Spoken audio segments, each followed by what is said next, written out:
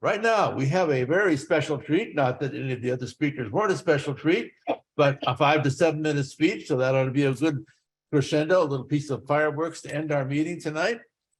Dan Magill is a qualified speaker in District 12, even though he resides in London. He is a member of a club in District 12 and qualified here in person a number of years ago. He is a copywriter and a communications consultant from London. He is the current UK International District Champion for international speech during this last year. He just won the humorous district-wide speech contest, which is basically Great Britain. And he went on to, in 2022, represented Europe in the World Championship of Public Speaking. Today, this evening, or tomorrow morning, actually, he will be speaking because it is 4:30 in the morning in London.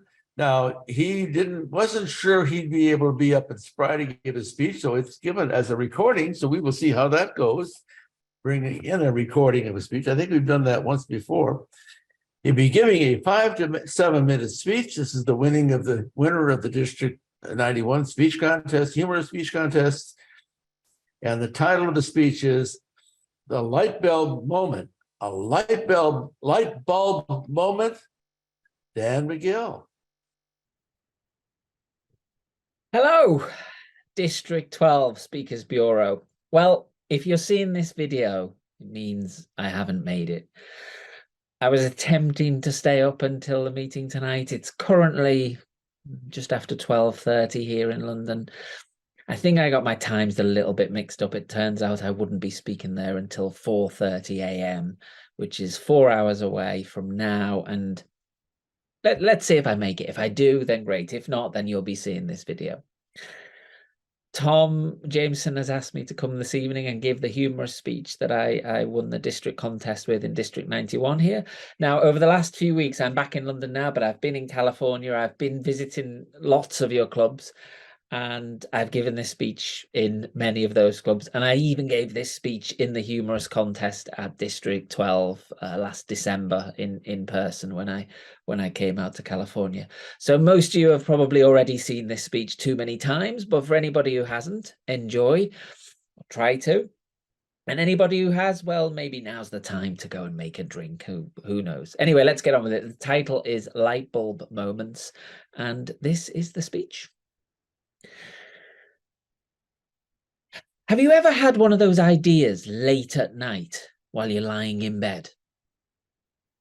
Not one of those ideas. No, I mean the kind of idea that leaves you buzzing with excitement because you just know that if morning could come quickly enough, this is the idea that's going to change everything. But then morning does come and suddenly we're not quite so sure anymore, are we? Well, it turns out there's some science behind this. What happens is, just before we go to sleep at night, our brain goes into what's known as super learning mode. And it's when we're at our most creative. The inventor of the light bulb, Thomas Edison, he loved his nighttime ideas. And what he would do is he would go to sleep in his chair. A bit like some of you are doing now. He would go to sleep in his chair holding some marbles. And as he dropped off, so would the marbles, and it would wake him up. And he would jot down as many ideas as he could because he knew that that was when he was at his most creative.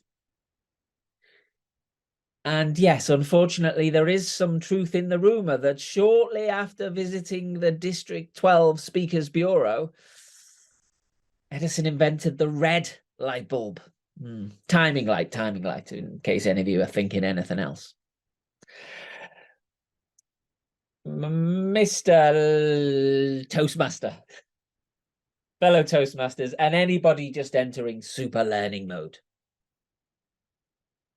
Back in February 2020, I had one of those late night light bulb moments.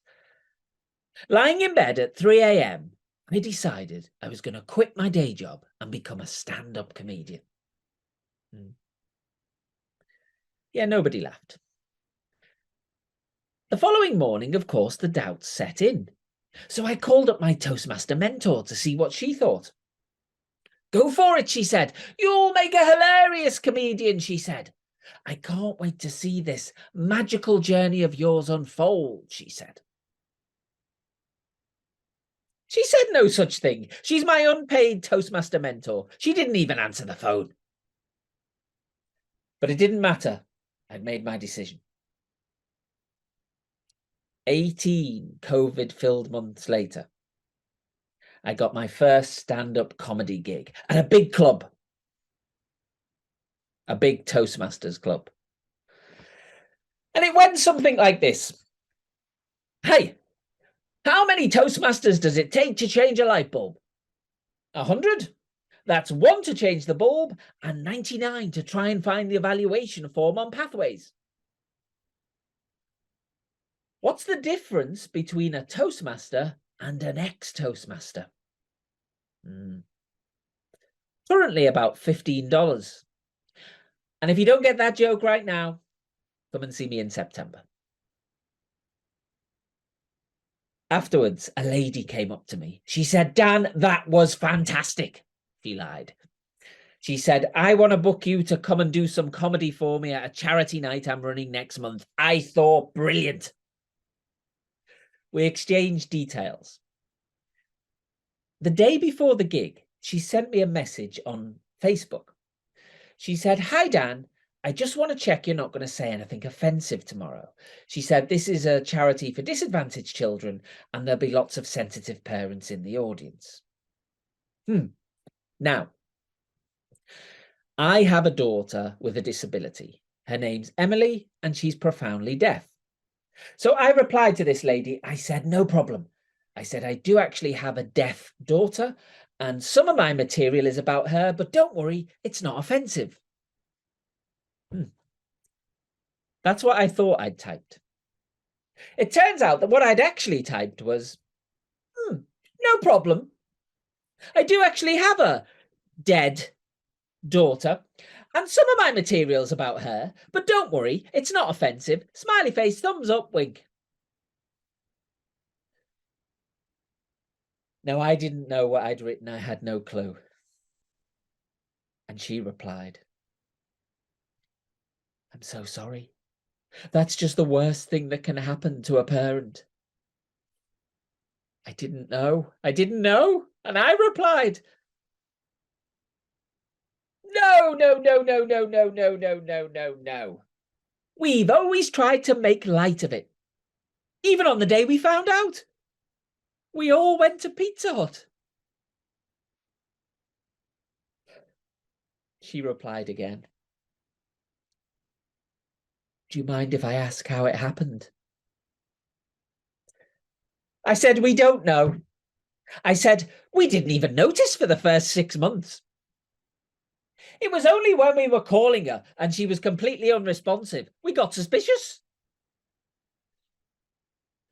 Of course, the moment I realized my mistake, I made a full Facebook apology. You know, the one we all make on Facebook when we've done something wrong. I said, I'm very sorry.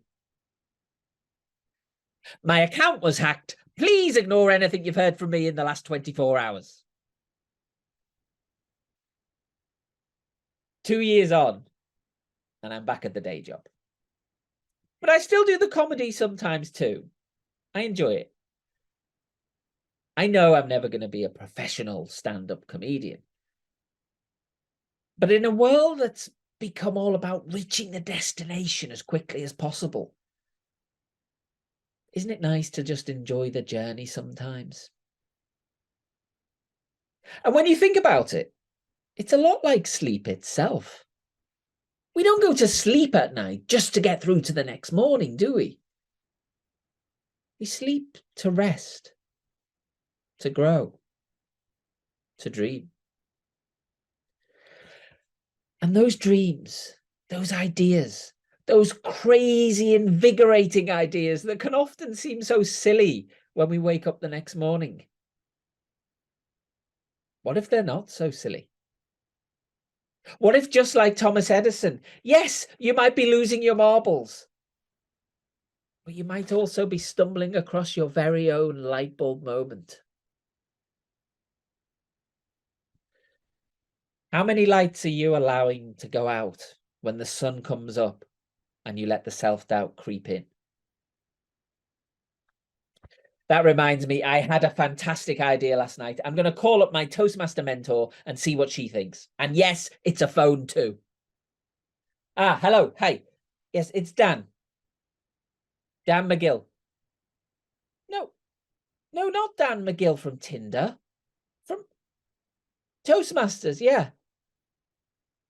Well, you gave me your number. No, I won't bother you again.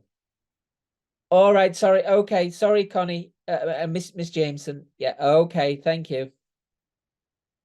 I don't know. You just can't get the staff these days.